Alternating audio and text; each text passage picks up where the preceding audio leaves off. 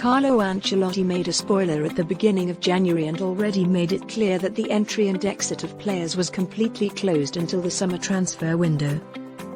At the Santiago Bernabeu they took him at his word and were not worried.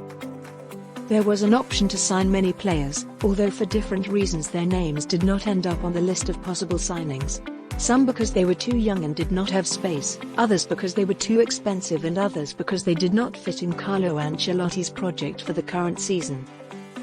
The Santiago Bernabeu offices receive offers of all kinds, although it is clear that not all of them end up coming to fruition.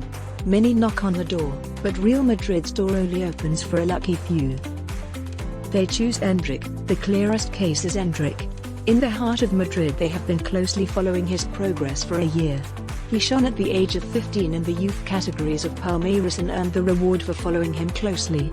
Juni Calafat made the signing at the peak of his career when he had to make a decision. He did it by keeping the Brazilian over Yusufa Moukoko. Also above all the options that came up for the striker. And they were not few.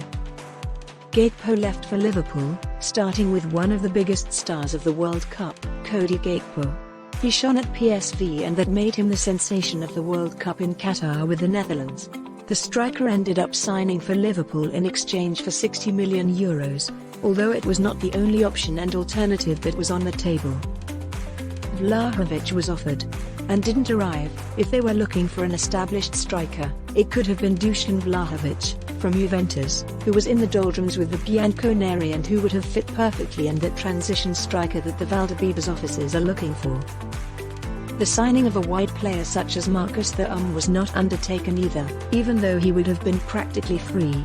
Real Madrid was not looking for a striker profile for a single season and bet everything on Endrick. Young players taking other paths. It is always said that Real Madrid bases its project on signing young players, but there are some who escape. Maximo Perroni crossed the pond to sign for Manchester City and was one of those left-backs who were on Juni Calafat's agenda for the club's future project. Similar to Ivan Fresneda, who exploited at Jose Zorrilla against Vinicius Junior's Real Madrid.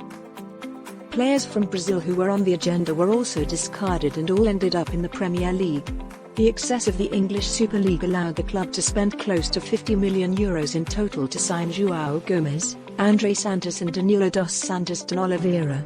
All three, in one fell swoop, headed for the Premier League despite being on Madrid's waiting list. Chelsea's shock. Chelsea have been the main protagonists of the winter transfer market and have not been shy about signing players. It started with João Felix and ended up affecting Real Madrid directly, as it kept the services of Mudryk or Malo Gusto, two who were also in the market, and who could have reinforced two positions that urgently need to find a future player, Modric and the right-back who continues to be in demand at La Castellana when Carvajal or Lucas Vazquez suffer discomfort. João Cancelo and Enzo Fernandez, the latest examples, another of those who were in orbit to reinforce, precisely, that right-back was João Cancelo. The Manchester City player will head to Bavaria to join Bayern Munich and was one of the satellites for Real Madrid for next season.